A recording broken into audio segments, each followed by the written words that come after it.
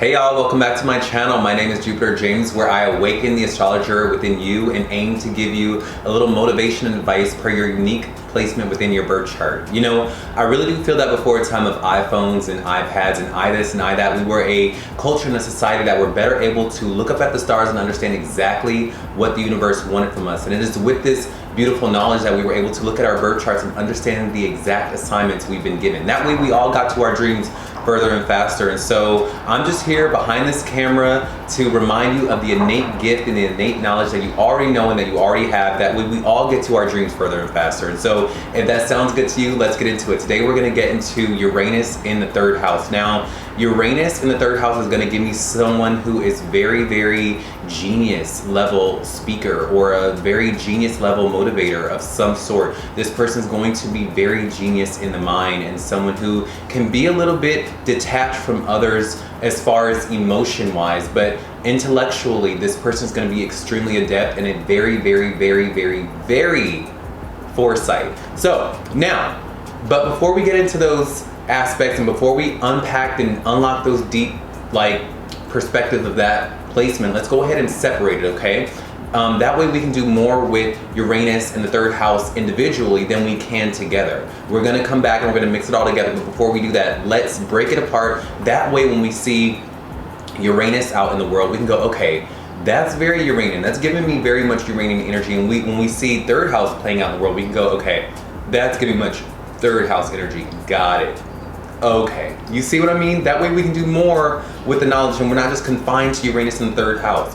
Now, with Uranus in the birth chart, whenever I'm reading a birth chart, I always say that Uranus is the unique streak of the person. You know, it's the rebelliousness of the person. Everyone in us as people, we all have that part in us that wants to rebel in some area of our lives. And with Uranus, this is gonna show me where that person does that thing that when they do it, people go, huh?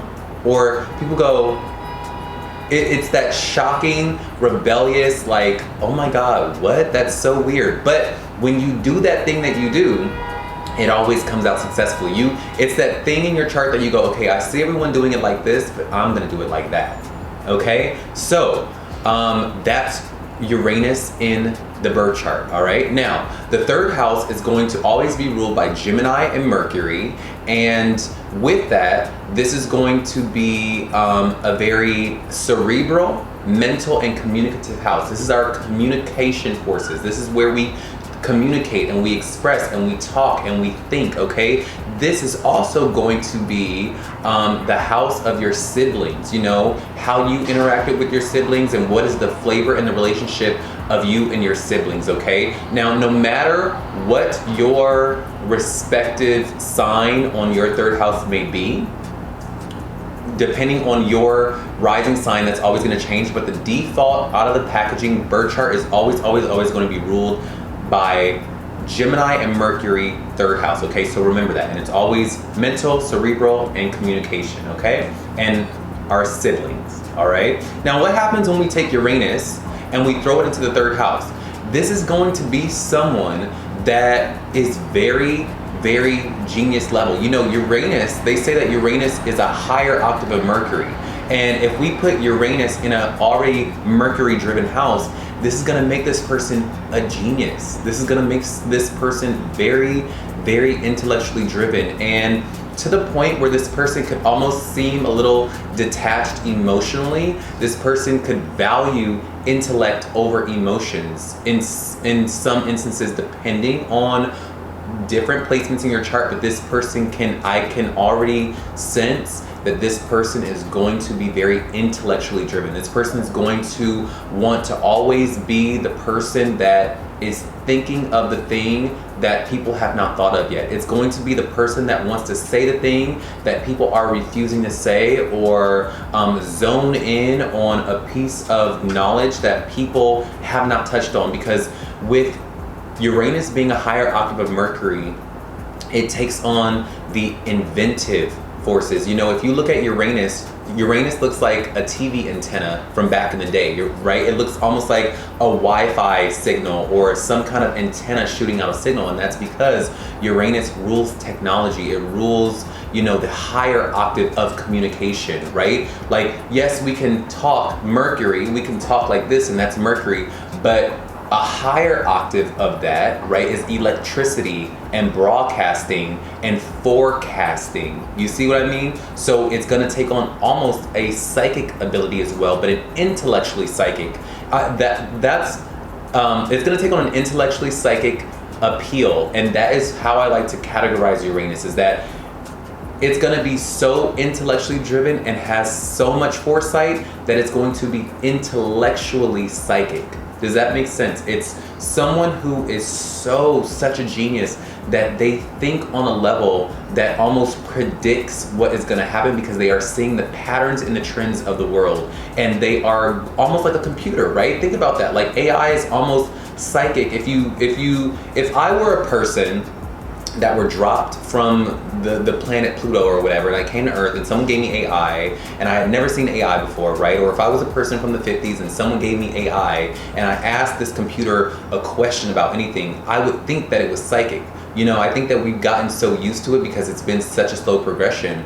But AI can almost feel psychic because it's just patterns and trends and data being calculated and being shot out, and so it seems like, oh my God, is this a personal message that's being relayed to me in my life, and how does it know, and oh my God, blah. That's Uranian energy. Uranus is technology, and it's a higher octave of that, and so you are going to be like that. You are going to be someone that knows a little something about everything, and you are going to be someone that is almost like a computer. You really are. You're almost going to be like a computer in your mind, and that's very, very cool. And I would imagine that, you know, I would give you the advice of really taking your voice and putting it on something that you can broadcast it, whether it be on YouTube, a podcast, music, something technologically driven, or even like maybe you conducting something that takes your voice and putting it, look, just put your voice and put it on something technological, and you will win in this life. You will gain money, you will gain notoriety, you have the potential to be someone that can be very successful when you put your voice and your communication forces on television or on YouTube or within the bounds of a technological space, okay? And that is gonna be my biggest advice to you, is to do that.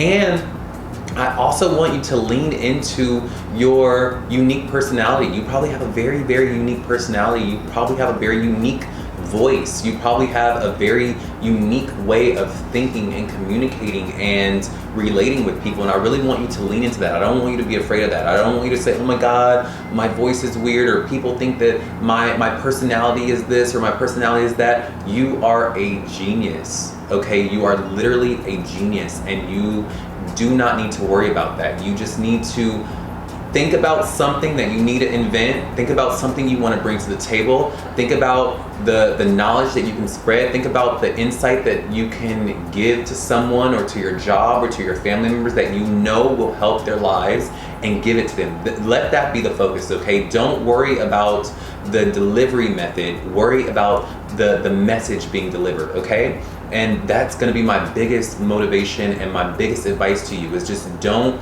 worry about how it's going to be received, because for you, I'm going to let you know this right now, is that you are probably so smart and so like futuristic in the way that you are thinking, that when you say it, it's probably too early.